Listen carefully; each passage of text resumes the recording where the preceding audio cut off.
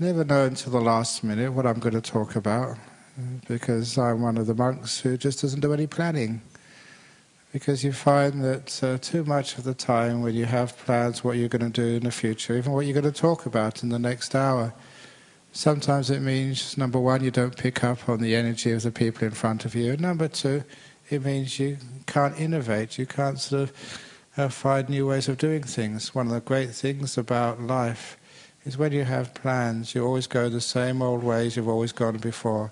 When you don't have plans, you can go new journeys, new paths, experiment, investigate, find out. And that becomes a source of much wisdom. So never be a person who always plans, otherwise you become creatures of habit. For example, when you first wake up in the morning, what do? Try and do something different tomorrow morning, just for the hell of it. For example, you may ask yourself when you brush your teeth, what part of the teeth do you start at? Are you one who starts at the top left-hand corner, the top right-hand corner, the bottom middle, or where do you start? Tomorrow, start somewhere else. As I say, live on the wild side. Do things differently, because when you start doing things differently, straight away you stop this habitual nature of the mind, always to do things in the same old way, which kills you. So innovation, seeing things anew, doing things differently, is a great sense of freedom, adventure, discovery, and that's where you get wisdom from. And it makes life alive rather than dead, always being creatures of habit. The more you follow habit, the more dull you get.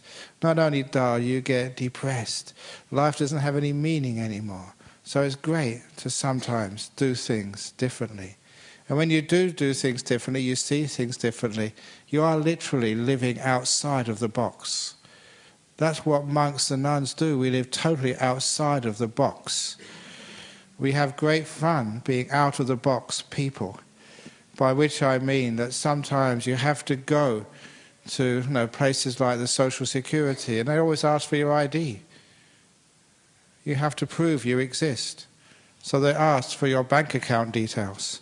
And we don't have bank accounts. We don't have any money, nor credit cards.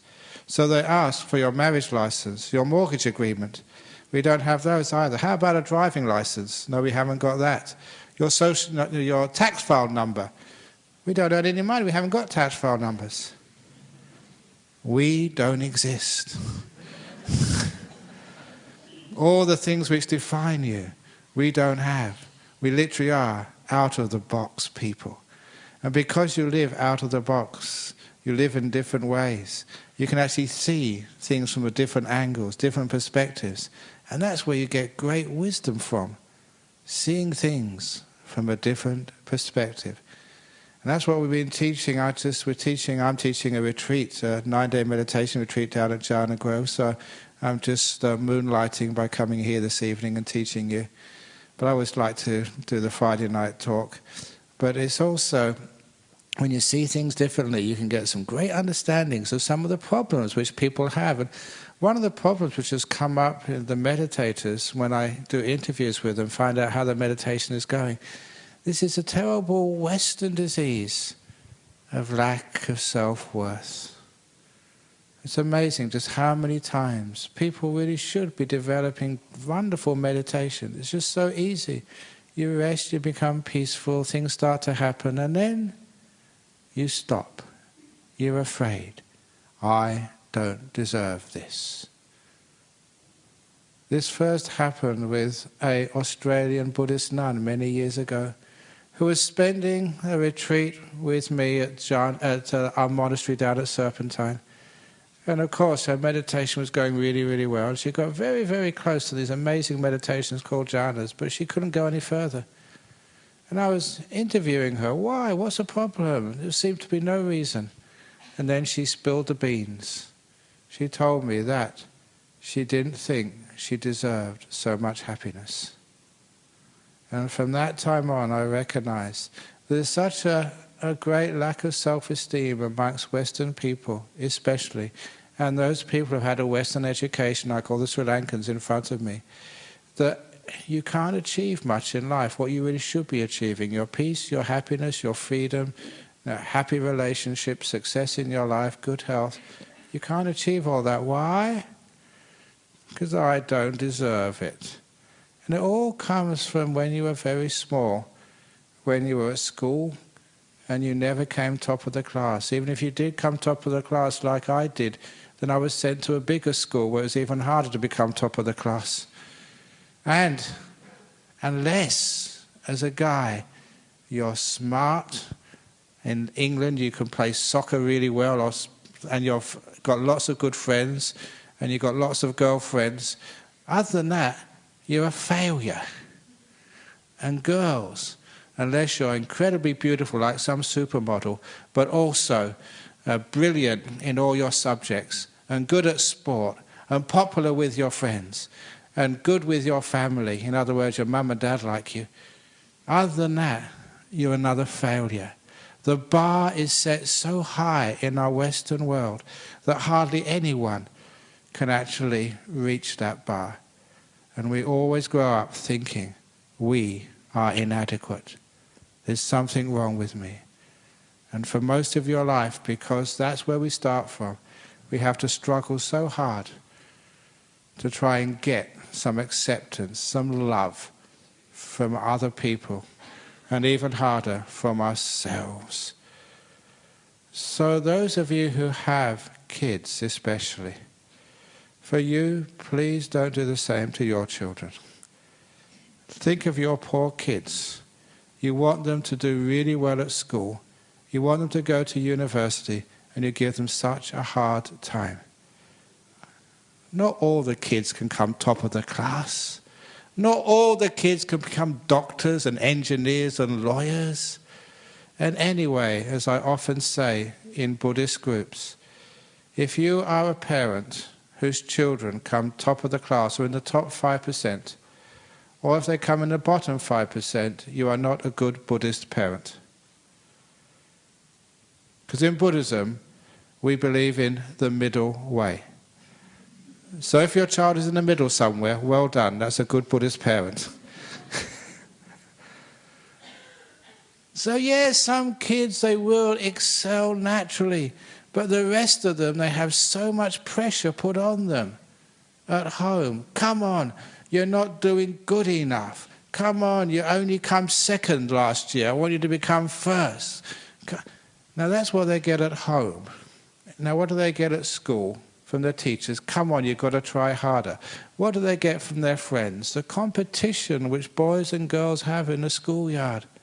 I remember just being a young boy, the peer pressure amongst the boys. You had to be cool, you had to be strong, you had to be attractive. As girls, it's even worse. You know, I remember I was coming here to give a talk. I was on the bus sitting behind two girls coming from school, maybe 14 or 15 years of age. They were talking, these were the best of friends. And I listened to what they were saying to each other. You got a big nose, yeah, but you got flat breasts. You're never going to get a boyfriend, yeah, neither are you. And this is the best of friends. I don't know what the enemies say to each other. Do you remember that from your school days? We're always so picky on each other, always finding fault with each other. And after a while, that some children, they succumb. That's all they hear, is being put down, not good enough. And sometimes the parents, well, we love you, but why the hell don't you say so? Not just with I love you, but it doesn't matter. You know, you've come sort of second from bottom. That's an improvement from last year. Well done. Because a lot of times that's all that people need, encouragement. When you get encouragement, then actually you do well. People need more praise. And because they always get criticism again and again and again in their life, they lose this sense of self-esteem. They always think there's something wrong with them.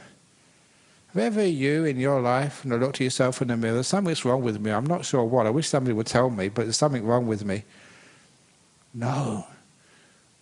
If you look at your kids and give them encouragement rather than blame, say, well, you're doing reasonably well. Not everybody can sort of go to university, but many successful people didn't go to university, they dropped out. Steve Jobs, Einstein left university.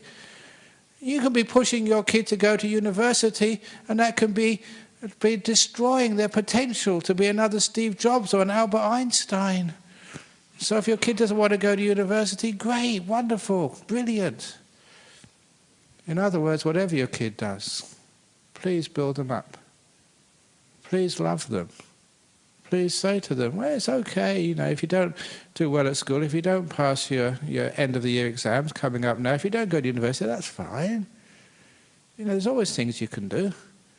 Because if that's what you receive, rather than criticism, but you receive some praise for a change, imagine what it feels like. I spent most of my life, being sort of the leader of Bodhinyana Monastery in Serpent, building up my monks. So whenever they come and they say, oh, I tried to meditate today, I fell asleep, I say, oh, very, very good. So at least when you're falling asleep, you don't break any of your precepts. So whenever they say, oh, yeah, I'm just really stupid, I can't remember the chanting, I say, well, there's other great monks who could never do any chanting, that's not so important. So when you actually build people up, it's amazing just what they can achieve. That's all they really want, is a little bit of respect, a bit of acknowledgement that they're okay. And then this terrible thing, this must be something wrong with me, just disappears. So when you look at yourself, is there something wrong with you? What you've done, if you think like that, is you've just accumulated just all those criticisms of the past, and you believe them, and you just become an inadequate person because you believed all of that.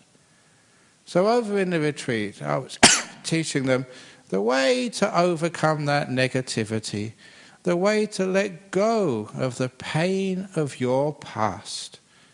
Now, it's very easy to say, oh, just let it go.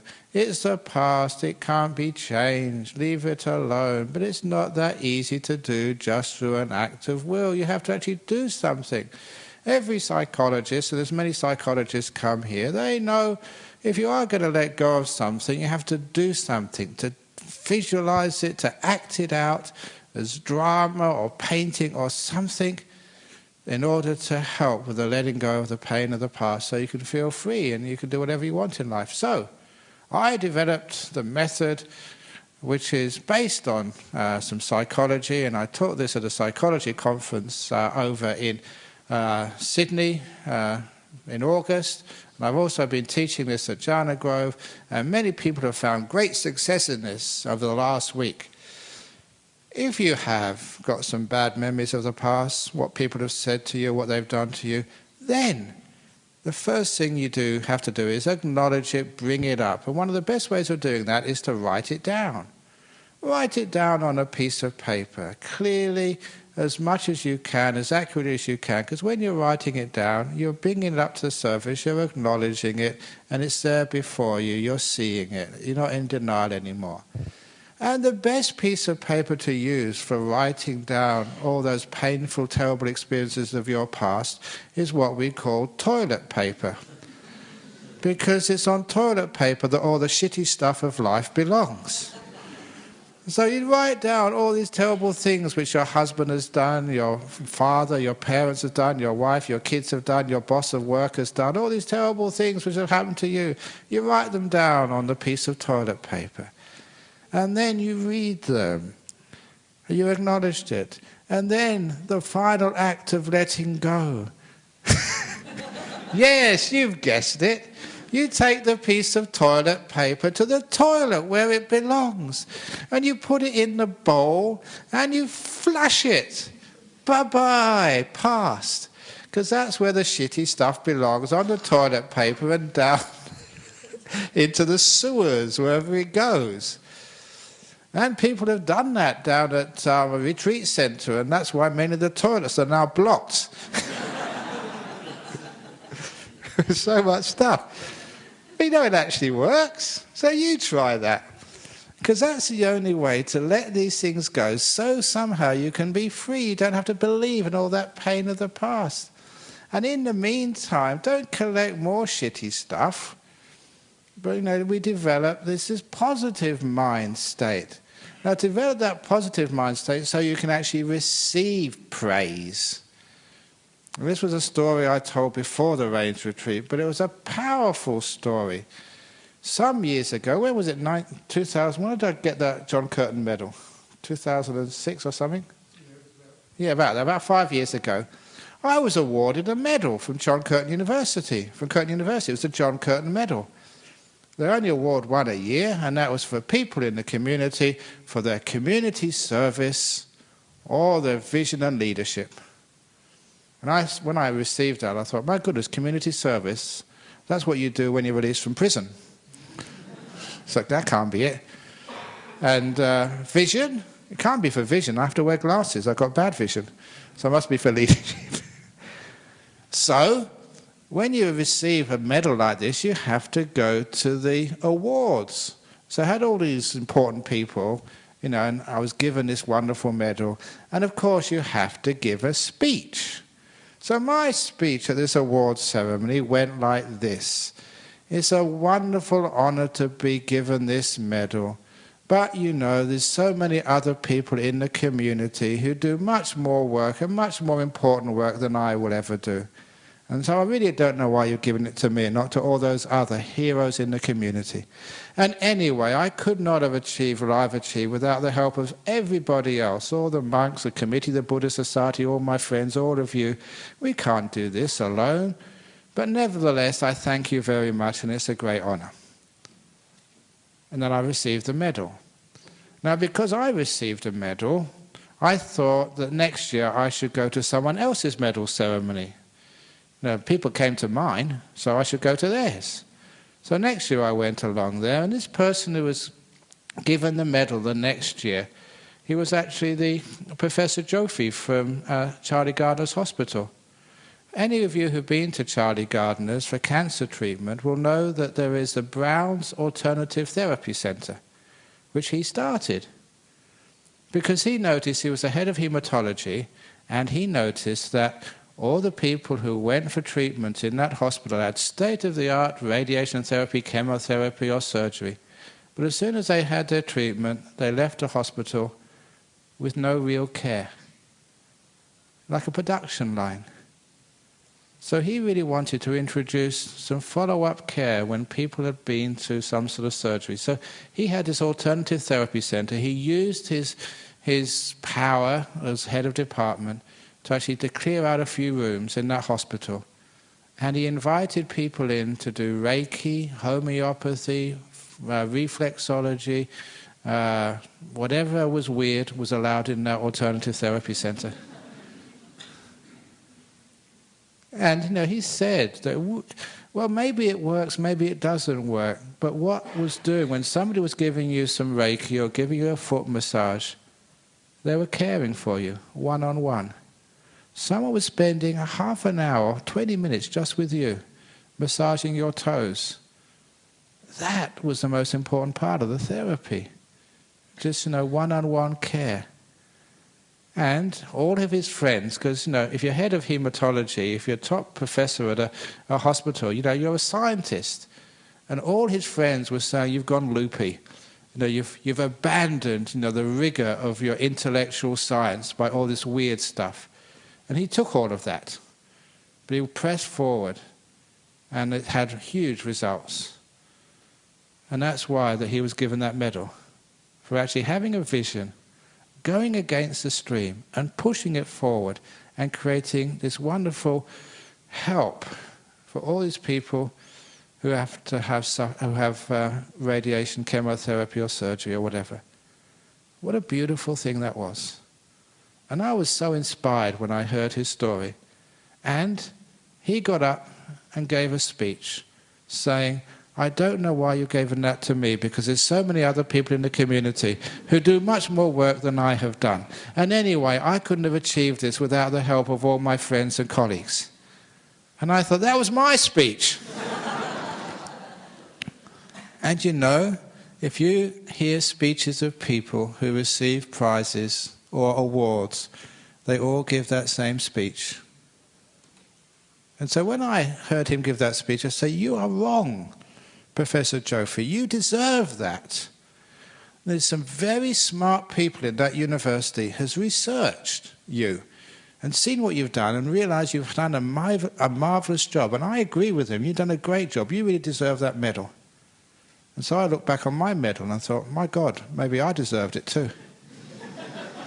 And that was a shock to think I actually deserved it. Because I never thought like that.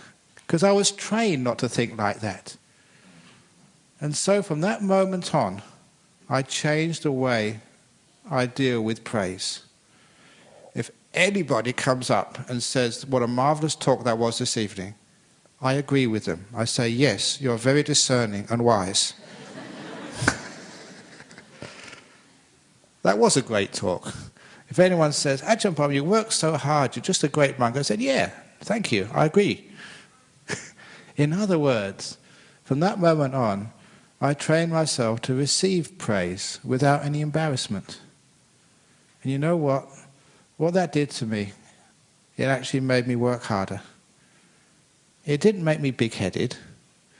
Maybe it made me big-chested, a bit fat, but what it does really, because that's what I was afraid of.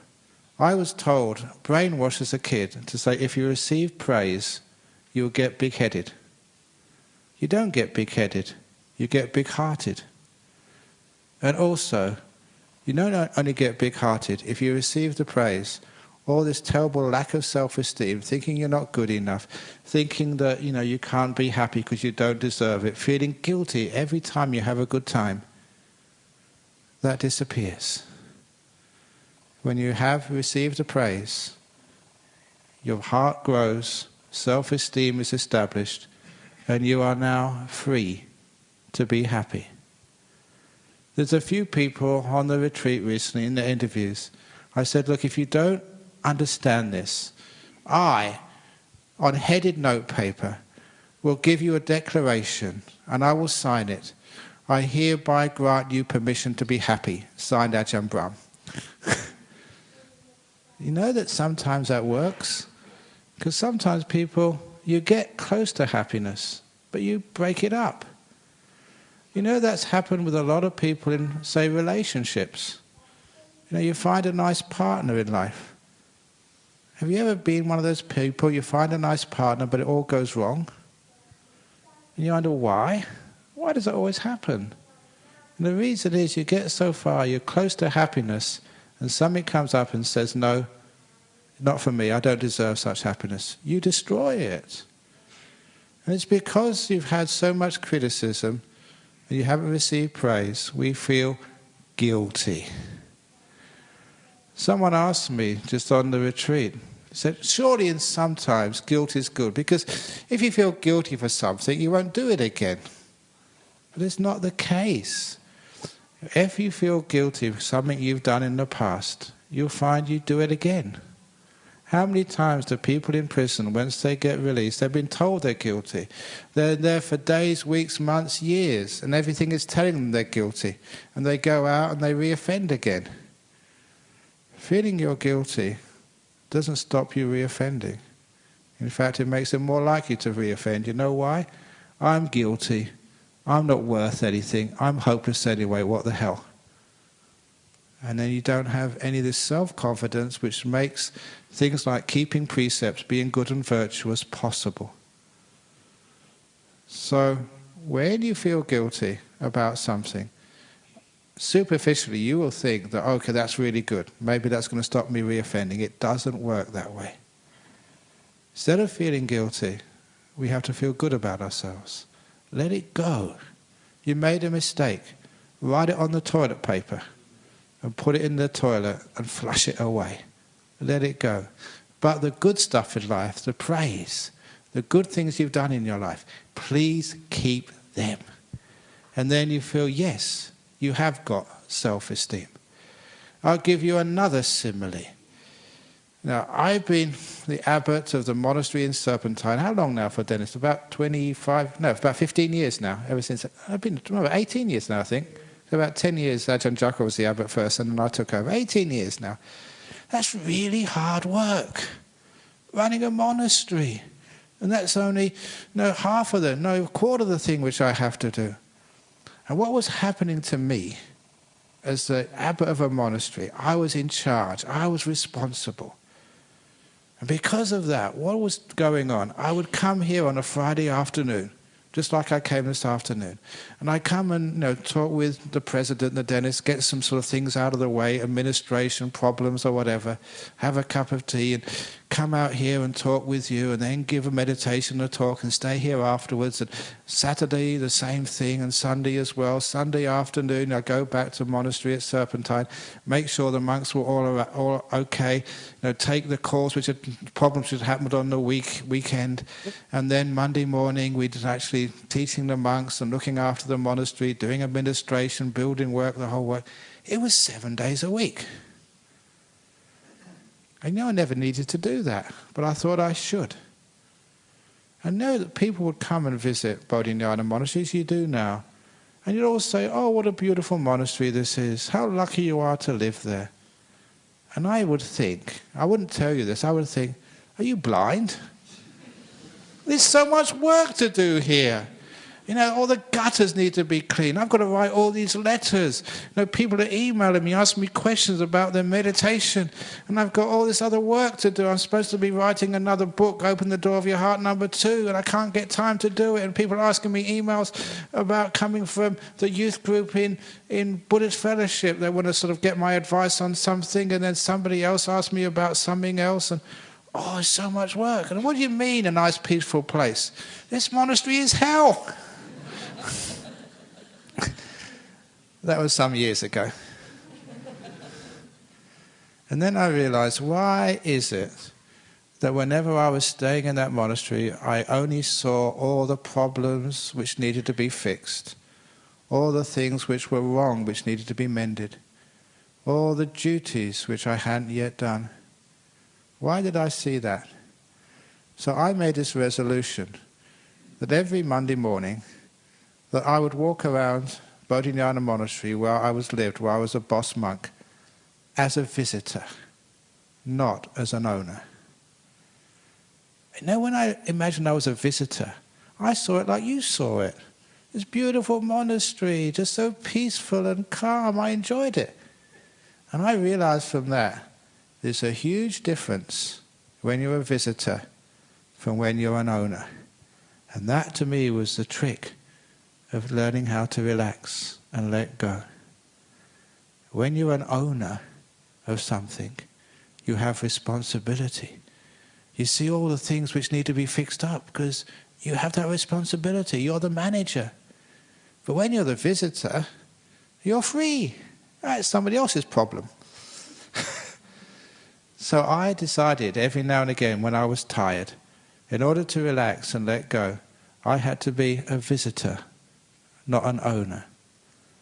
So if you want to have a nice weekend in your house or apartment, if you're the owner, there's so many jobs you have to do, and you will never find any peace at all.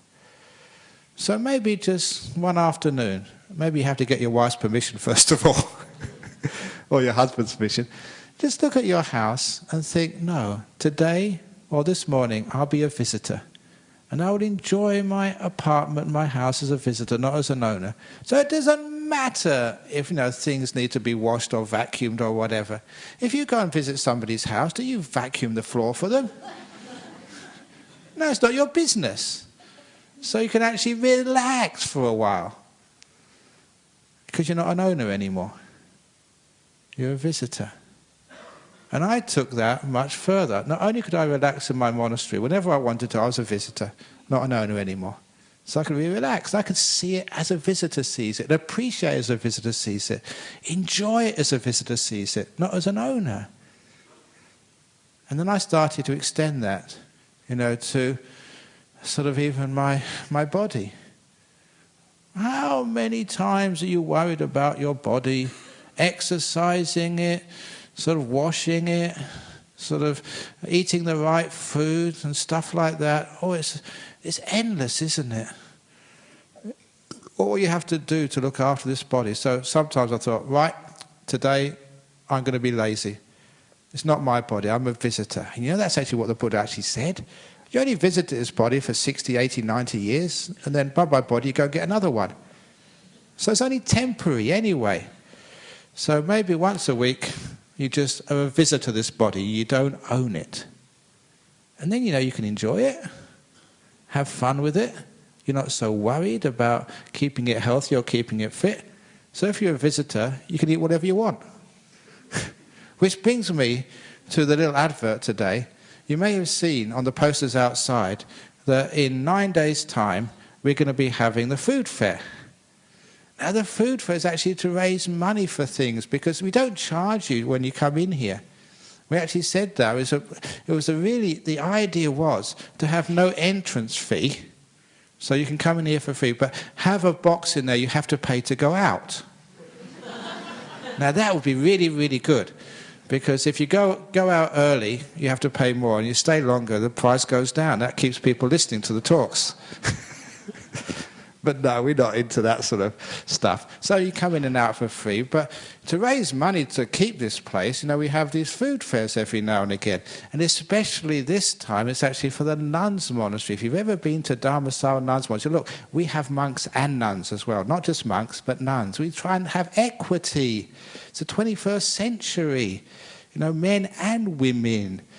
Not sort of just one-sided. So, we've been trying to do that. And you all know the history. I got into trouble for, pushing the ordination of women. But it's not just pushing the ordination of women. Once they got the ordination, they need a place to stay. So we've got this beautiful monastery up in Gijigana, Dharmasala. If you haven't been there yet, you should go there. But, it's so popular now, they need more accommodation and build a proper hall. So they've got the same facilities as the monks have got, but that costs money. So we're raising funds for the food fair. This will be for the nuns' monastery. So all you women, please come along and support it. It's for you. And all you men, to make sure you don't get scolded by your wives, you've got to come as well and support it. And because it's going to be on the 27th, which is on the Sunday, please, if you really are, especially you who are really devout Buddhists, if you really, really want to make some good karma, please, on Saturday the 26th, please don't cook any food for your husband. So he has to fast, so the next day on the 27th he can eat twice as much food, therefore we can make twice as much. So, this is actually just, sort of how, we raise funds for these things, of having a food fair. But because it's food for a good purpose, because of the law of karma, it's actually holy food. It's because it's sold in the temple. And because it's holy food, that means you don't have to worry about the sugar content or the oil content, because the good karma just balances that. So you can eat as much as you like, you can pig out, you don't have to worry about the cholesterol or the sugar level, because that's all looked after, by the good karma. So it's a great excuse to eat as much as you like with no guilt, because we don't believe in guilt in this place. So anyhow, sometimes I really wonder about some of these health things, because one of my favourite sayings was from that comedian George Burns. Remember George Burns, the American comedian? I think he died, was in 1990. He almost made 100, but not quite. And on his 96th birthday, 96 years of age, he was still performing. Not just performing, he was also going to bars and nightclubs, smoking cigarettes and eating greasy hamburgers. And in his interview, the interviewer asked him this question: aren't you worried about your health? You're 96 years of age and you're staying up till 2 or 3 o'clock in the morning. You should be in old people's home, not in a nightclub. Not only that, you smoke all these cigars, you drink whiskey by the litre, and you eat all this greasy food. Aren't you worried about your health? And his answer was, I'm not worried about my health. My wife was worried about my health, and that's why she died 20 years ago. I love that saying. It's the worry kills you much more than the grease does. So you come here, no worries, and you'll be okay. If you do die, I better get a ticket to another country, because you might sue me. But no. So it's the worry which is the worst thing about these things, and the guilt which comes up from these things. And that's not really a good way to live a life. So instead of having that guilt and that worry, we can actually learn how to let go of these things. A little bit of praise. And also a little bit of looking at your body not as a resident, but as a visitor. So it's not as an owner. And the whole idea changes. Not only that, even your mind as well. As soon as you think you're an owner, then you can't relax and enjoy things. Those of you, again, with kids, I remember that my mother always used to tell me I couldn't eat this and I couldn't eat that. And I'll spoil my lunch, I'll spoil my dinner. But I used to go and visit my grandma. And my grandma would give me anything. And, because my grandmother was, almost like senior to my mother couldn't argue with her. So I go there in the afternoon and my grandma would say, "Do you want some chips?" "Oh, yeah." "So just make me a plate of chips." My mother would never do that. It's bad for you. And that's why I love my grandma. And isn't that the case, with you do anything for your grandchildren. That's why grandchildren love you, because you don't own them. Because you don't own them, you can enjoy them. It's your mother's job to be responsible, but as a grandparent, you're not responsible at all. You can just enjoy their company, and their grandchildren can enjoy your company. You see how wonderful it is when you don't own things? So why don't mum and dad do the same and enjoy the company of their kids, and the kids enjoy the company of their mum and dad? So you don't own them. You can enjoy their company, you can love them, instead of always having to sort of tell them they're doing something wrong. How many times, this is a great little test for you. Again, if you've got kids, just keep a record. Maybe sort of tape your conversations and count how many times you criticize your kids in one day and how many times you praise them. And if you actually counted just in one ordinary day, you'd be shocked. You understand the problem. Basically, 90% of the time you put your kids down. And that's what they hear. At least it should be 50-50. And I say actually, even more than that. Praise your kids way up to here and only a little bit of criticism. Now, try the same with the way you speak to your husband, the way you speak to your wife. And then you understand why relationships go wrong in Australia, why the divorce rate is so high. Yeah, you don't mean that, so you say, but that's what they hear. Always criticism, always putting down. What about at work? And at work, that's the same thing. People work so hard and your boss says, "Not good enough, too late." How many times does the boss come and say, "Great job, well done, brilliant, you're a great worker, you're brilliant, we're so lucky to have you here"? Has your boss said that to you today, or last week, or ever? Wouldn't it be wonderful if your boss said that to you? Wow, a boss actually appreciates me. And you'd actually want to work harder for a boss like that. That's actually what I do to get all these monks to work hard for me. I say, Ajahn Chapter, you're just so great teacher, you're a wonderful meditator, oh, we're just so lucky to have you here. And that way I can get him to give the talk next week. This is a joke. He knows that I'm not just joking. I actually do that. Because what actually happens is you're encouraging people, and they actually raise their game. And even when people are meditating, sometimes I've been teaching some of these people who come on a retreat for about, 20 years now. And they're still dumb meditators. They still can't get themselves into deep meditation. But I never tell them that. I hope they don't listen to this talk. Instead, what I say, amazing, well done, you're making progress. Yeah, good on you. It's amazing just, what you've done in all these years, even though it's only something tiny, because that encourages people.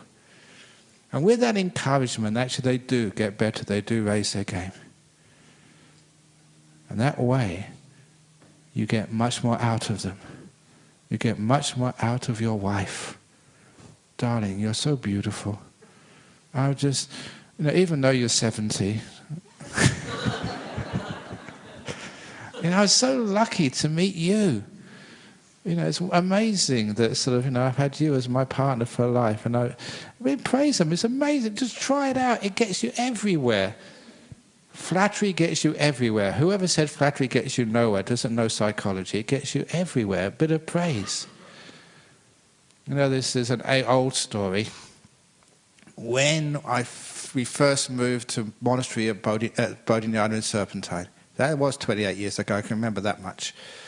And we had to do all the building ourselves. So I was the builder, you know, laying concrete, bricks, but also had to do the plumbing as well. The first ablution box, showers and toilets, so at least we could have some place to, you know, do our business. So I did the plumbing for that. You know actually how I did it? I didn't know anything about plumbing. Before that, I was a theoretical physicist, okay? I mean, that really is in your head. In your head, big time. You know, working about the meaning of the universe and black holes and cosmic rays or whatever. That's, you know, up here somewhere. And to lay pipes, to get your hands dirty, I'd never done that before. So the way I did this, Dennis here, he wrote out the plans. He's been doing the plans for years. So he gave the plans, and I took him to the plumbing shop and said, help. I actually did that. Put it on the counter and said, look, we've got to do this. Can you help? And of course, there was lots of pipes from the plumbing shop. And the guy behind the counter, this guy Fred, I don't know whatever's happened to him because it's 28 years ago, he actually spent about 15 or 20 minutes with me. So getting out the parts, you know, how they fit together, it was all reasonable and logical. You've got to get a certain fall. It's 1 in 40, too much, and the water goes too quickly and leaves, you know, the feces there, and it dries and blocks up. Too level, and in case it doesn't flow either. So you just got to get the right amount. And he showed me how to glue the whole things together. It's pretty simple. And he sort of gave me all the instructions. And then he worked out what we needed. And so, you know, a lot of stuff which we got, and took it all back down to Serpentine, and I just figured it all out, glued it all together. But, you know, you can't just use the toilets once it's all glued together. You get the health inspector came. And I was so nervous. It's the first time you did anything. And if it was wrong, there's a lot of money which the Buddhist Society would have wasted. And what they had to do was, you know, bung up the ends and pour water in to see if there was any leaks. And I think it was because I did a lot of chanting beforehand, there was no leaks. But something worked, he passed it. And I was so happy, you know, that we passed the first thing which I really did. This was before the brickwork. And I was so happy. It was actually the next day we got the bill for all the parts. And I got a check out, you know, from the treasurer, and I sent it in an envelope with a letter. No, saying, no, thank you, Fred. Thank you so much. You know, that 10 or 15 minutes you spent with me, you know, you told me how to put these things together, and it worked. It's just been passed yesterday by the health inspector. You know, we got our ablution blocks. Thank you so much, Fred. And then I put it in the envelope with a check, posted it, and it was actually, well, I don't mind saying, why not? You know, the Galvin's plumbing. And I didn't really know so much about these things, and I thought they would go straight to Fred. But this was a big company. So it goes to the accounts department. And in the accounts department, this little clerk opens the envelope, sees a check and a letter. Oh my God, another complaint. Because apparently the only time you send a letter, you know, to a company like that is to complain about something. And he read it, and it wasn't a complaint. It was actually a compliment, praising. So he sent it to the head of the accounts department, who read it. Wow, someone likes us. And he sent it to the managing director. And the managing director read it and got straight on the telephone to Fred in Osborne Park, Galvin's. And said, because Fred told me this afterwards, and he said something like, Fred, I've just got a letter from one of your customers. Oh, sorry, sir. No, it's a good letter. He's praising you. You've done a really great job. It's customer service. Oh, yes, sir. Yeah, that's what we always do. This is the way forward in our company. Oh, yes, I do try my best, sir. This is brilliant. Well done, Fred. Oh, it's all right, sir. How much are you on? What salary are you on, Fred? Well, you can always do a little bit better, sir. We will. And I know that because about an hour later, I had to go into that shop because there was one part for another job which was too small. I needed about twice the size. And when I went into that shop, there were these Australian plumbers, about 3 in line ahead of me. really big, with shoulders as big as septic tanks. That's how I put it. You know how Australian plumbers are, they're big guys. And when Fred saw me, Brahm, come over here. And those big plumbers had to wait. I was given priority service. And I didn't know what was going on until the other person serving, and he said, Fred thinks you're his wife. He's just got the call from the managing director because of that letter you sent. And because of that little bit of praise, which had gone all the way to the managing director gave this personal call to Fred and gave him a lift in his salary. Fred gave me this VIP service. And he said, what do you want, Brahm? I said, look, I got this part here and it's too small. He said, we can fix that up for you. Come round the back. I said, look, there's a sign there. No plumbers or customers are allowed round the back. So that's all right for you. Come on. So he brought me round the back. What do you want? And I found the part, which was twice as wide, twice as deep. It's about 4 or 5 times the price. And so I said to Fred, what's the difference? And he smiled and said, for you, Brahm, no difference. And that's such a wonderful experience. So the Buddhist Society, we saved a lot of money like that. And all it was just one little letter of praise saying thank you. And what a wonderful job you did. And I remember that experience today. And what a brilliant story that is. Just the power of a little bit of kindness and encouragement and praise and building people up. So, look, even sometimes you're supposed to be, truthful, keep your precepts, but you can stretch the truth a little bit in those areas and praise people, really, find something. And that way, everybody wins. A happier world. You're not so fault-finding. You can relax. So I look at my monastery these days. It's a beautiful monastery. Yeah, there's all sorts of things which need to be done and things which can always be improved. But no, it's a beautiful monastery. Jada Grove was a beautiful. This place over here. We're supposed to be painting it, but maybe because I'm just developed this lack of fault-finding mind, it looks beautiful. You look at your garden, all those beautiful weeds growing up. It's natural, wonderful. It's just so beautiful, so nice. So then actually you can relax a bit more. But those of you who always found faults, you're perfectionists, there's no end to it. And worst of all, to come back to where I started, you look at yourself. Oh, I'm hopeless, I'm terrible, I'm really awful, I tell really bad jokes. And, I keep on telling, it's not just they're bad jokes, I tell the same ones every other week. Oh, it's really, really, really, really, really terrible. Okay, what's a good bad joke today? Oh, this is one of the old bad jokes. I don't think I've told.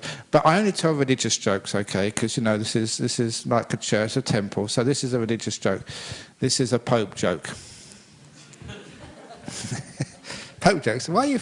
Already you're laughing because Pope jokes are funny. So okay, the Pope was visiting Western Australia, visiting Perth, and he got picked up at the airport in a limousine, of course.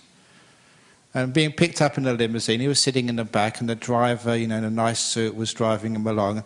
And as they stopped at one of the traffic lights, the Pope said, "Look, there's no one around.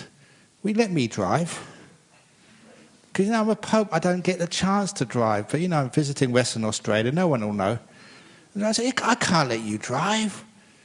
And he said, the Pope says, "Look, are you Catholic?" He said, "Of course I am. Look, I'll forgive all your sins if you let me drive." Because popes can do that. So he said, "Well, okay. Actually, I might get into trouble with this talk, but never mind. Too late now." So they exchanged seats. And so the chauffeur was sitting in the back, and the Pope was driving. And it's the first time he'd driven in years. So he really put his foot down. Boom! And of course, you know what happens. The very first time he only sped once. And a motorcycle cop saw him. And he sort of drove alongside of him. Turn down your window and pull over. And imagine the cop, the traffic cop, seeing it was a Pope speeding in a car. So he got on his phone, to the headquarters in East Perth. And he said, "Look, we've got a problem. I need some backup." What? What's wrong? He said, look, I've just caught this car. It was speeding. And there's a really important person in the front. He said, don't care. Book him. You know, this is Australia. We don't care who it is. Book him. He said, look, I can't. It's really, really important. I don't care. Book him. Who is it? Look, I don't know who's sitting in the back, but the Pope's his chauffeur.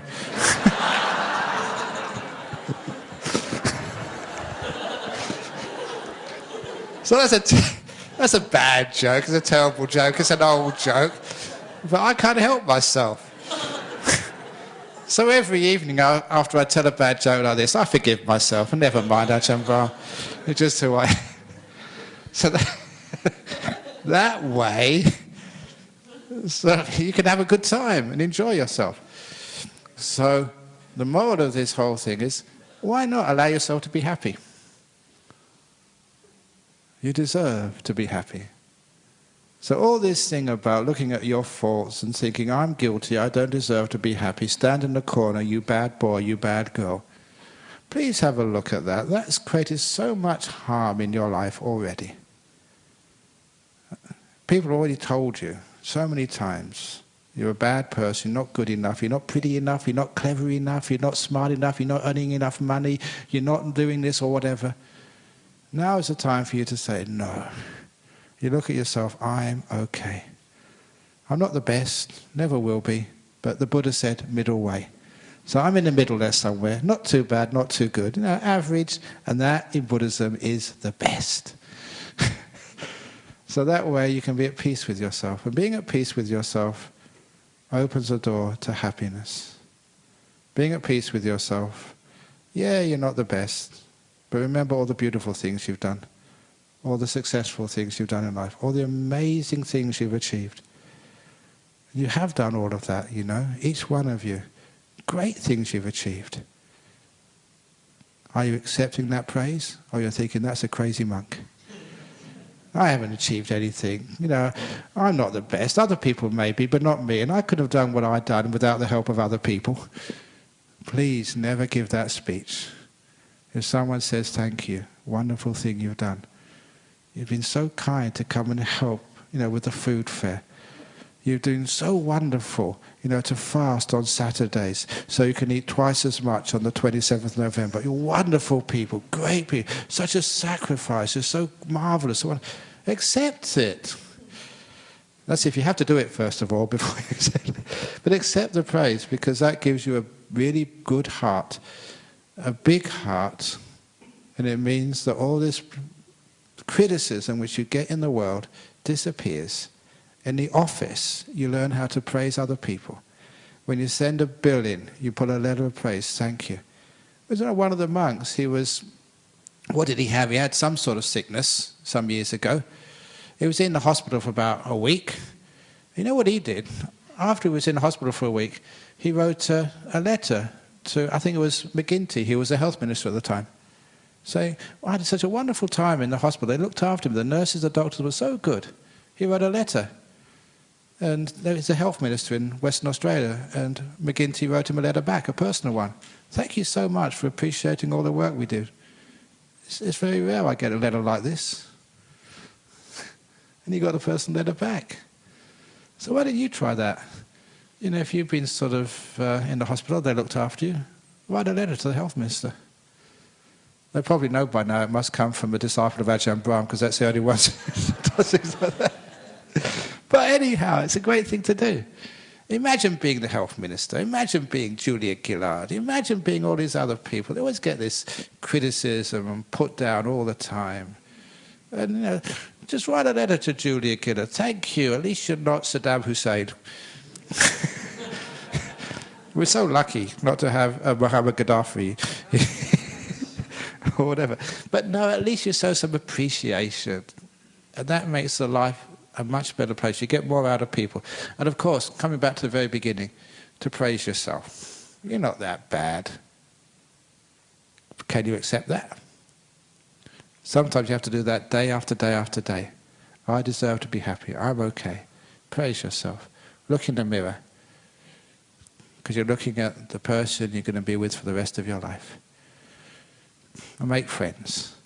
respect. And then when you praise yourself, praising yourself means you can allow yourself to be happy. You get much more out of your day, out of the rest of your years. And those of you who want to meditate, if you don't respect yourself, you find the mind will always be wandering off. Why does the mind wander off when you try and meditate? Why does it think about this, thinking about that? Because you don't like yourself, that's why. You always try and get away. Thinking, planning, fantasies, dreams, all because you're a bit worried if you face yourself you won't like what you see. But after a while, when you like yourself, when you're at peace with yourself, you accept yourself, it's very easy to hang out with yourself. And that's what meditation is. Hanging out in the present moment with yourself, instead of running off going somewhere else. So if you can hang out with you, then you're at peace with yourself. You know how to meditate. You know how the secret of life. And all this lack of self-esteem business totally disappears. You like yourself. So you give yourself the very, very best. So that's how to have peace of mind. Great meditation. No more lack of self-esteem. Success, happiness, good relationships, everything. And that's the talk tonight. Was it a good talk? Yes, I deserve that. Thank you. Thank you. You are so discerning. I agree with you. Okay. So any questions or comments about this evening's talk? Yes?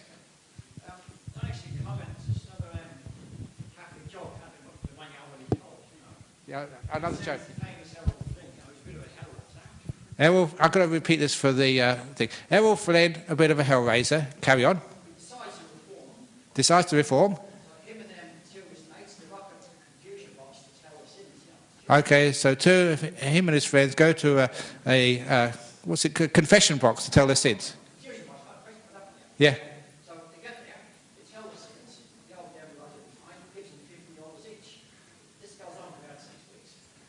Yeah, so he tells their sins, and the priest gives them $50 each. Yeah.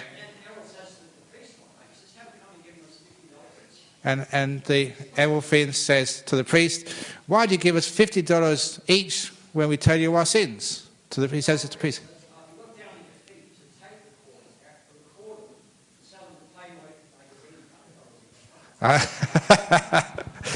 Okay, I've got to repeat this because I started it.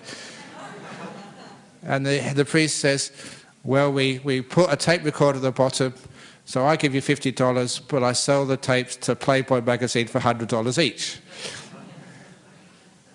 There's another. Okay, here we go. There's another confession box jokes. This drunk goes into the confession box. He's just really drunk, and he sits in the box, and the priest is waiting for him, and the drunk just sits there, and the priest knocks to show that the priest is there, and the drunk is quiet, and the priest knocks again to get the drunk's attention, and the drunk is quiet again, and he knocks another time. "Look, I'm here," said the priest, and the drunk says, "Yes, I know you're here, but there's no toilet paper in this cubicle either."